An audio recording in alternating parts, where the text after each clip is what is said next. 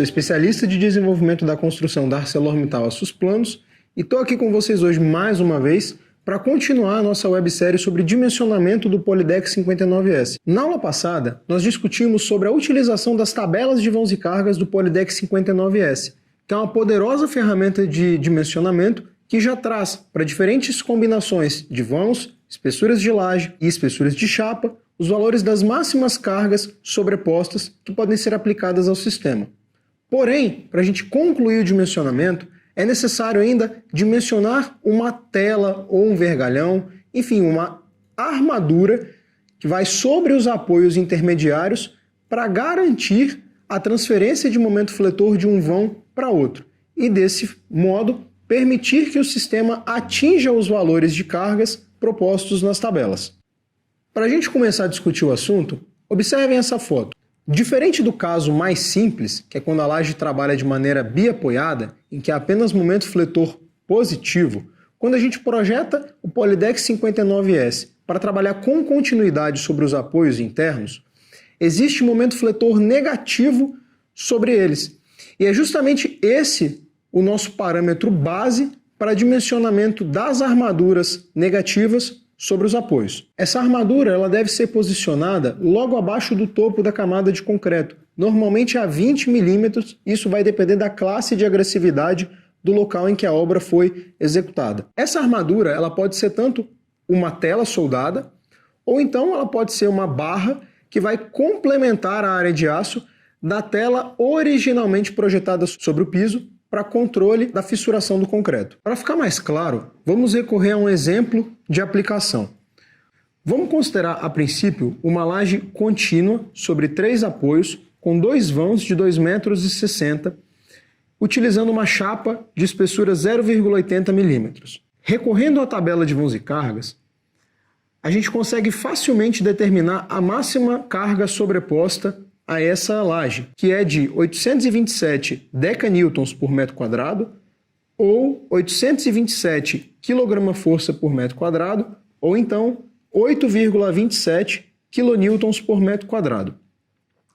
Além disso, uma laje nessas condições apresenta um peso próprio de 218 kgf por metro quadrado, ou então 2,18 kN por metro quadrado. Vamos considerar que, no local de construção, essa laje precise resistir a uma sobrecarga de 3 kN por metro quadrado e que, além dela, toda a parte de pisos e revestimentos ela represente 120 kgf por metro quadrado, ou então 1,20 kN por metro quadrado. O primeiro passo é determinar o momento fletor solicitante negativo sobre o apoio intermediário. Quando a gente faz a análise estrutural desse sistema para determinar o valor das solicitações, é importante considerar a alternância de sobrecarga, ou seja, a possibilidade dessa sobrecarga de 3 kN por metro quadrado, ela estar presente em um vão e em outro não. Então, primeiro passo, nós vamos considerar que tanto o peso próprio como a carga permanente de 1,2 kN por metro quadrado, como a sobrecarga, elas estejam atuando em toda a extensão da laje. E no segundo momento, nós vamos eliminar a parcela da sobrecarga do primeiro vão. Feito isso, nós temos 2 cenários distintos. No primeiro, o momento fletor solicitante é de 5,39 kN por metro. Lembrando que a análise estrutural ela é feita considerando uma fatia de 1 metro da laje, ou seja, um comprimento unitário. E no segundo, considerando já a sobrecarga apenas no segundo vão, o momento fletor solicitante ele cai para 4,12 kN por metro. Então, comparando 5,39 com 4,12, o valor da nossa solicitação vai ser o maior. Então, nós vamos tomar como MSK negativo 5,39 kN por metro. De posse desse valor, nós vamos recorrer ao guia para dimensionar armaduras complementares do Polydeck 59S, fornecido pela ArcelorMittal Perfilor. ele contém uma tabela, a tabela 7.1, que para cada espessura de laje, ela permite correlacionar ou associar o valor de momento fletor negativo diretamente a uma tela soldada, fabricada com material CA60, com tensão de escoamento de 600 MPa. O primeiro passo é, então, selecionar na primeira coluna a linha correspondente à espessura de laje considerada. Nesse caso, estamos considerando uma laje com 120 mm de altura. Em seguida, nós vamos percorrer essa linha até achar uma coluna cujo valor do momento fletor seja igual ou superior ao valor obtido da análise estrutural.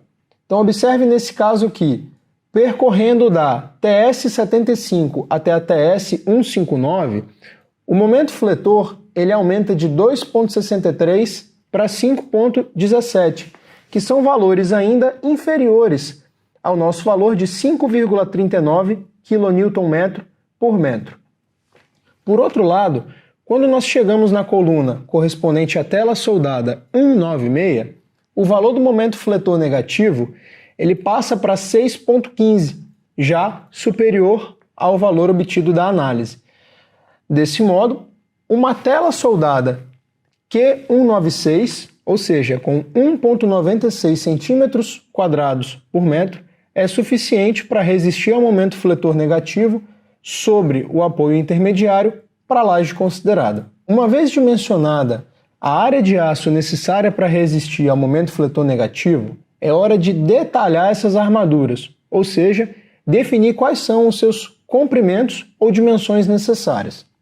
Observe que, para uma laje de 120 mm de altura, uma tela modelo Q75 é suficiente para trabalhar como malha antifissuração do concreto.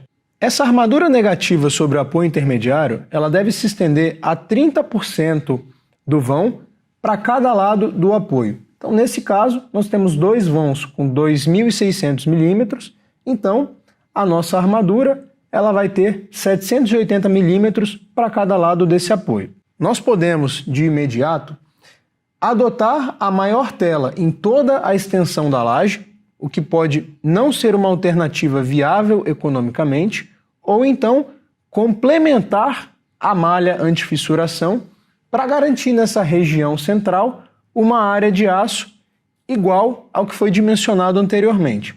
Observem que a nossa área de aço é de 1,96 cm² por metro e nós já temos 0,75 cm² por metro da malha antifissuração. Ou seja, nós precisaríamos complementar a diferença entre esses valores. 1,96 menos 0,75, 1,21 cm² por metro. Feito isso, nós vamos então selecionar uma tela que apresente uma área de aço imediatamente superior ao valor proposto de 1,21 cm² por metro. Recorrendo a uma tabela de telas, nós vemos que o próximo valor corresponde à tela Q138, com 1,38 cm² por metro. Então, essa pode ser a nossa solução de projeto. Adotar uma tela Q75 para controle da fissuração do concreto em toda a extensão da laje e nas regiões sobre apoios internos, complementar a área de aço com uma tela Q138. Bom, esse foi o conteúdo proposto para a nossa segunda aula. Se você tem alguma dúvida, algum questionamento, entre em contato direto conosco através do nosso suporte. E não percam a nossa terceira aula, na qual nós vamos abordar o dimensionamento das armaduras complementares positivas para aumentar a resistência do Polydeck 59S. Eu te vejo lá.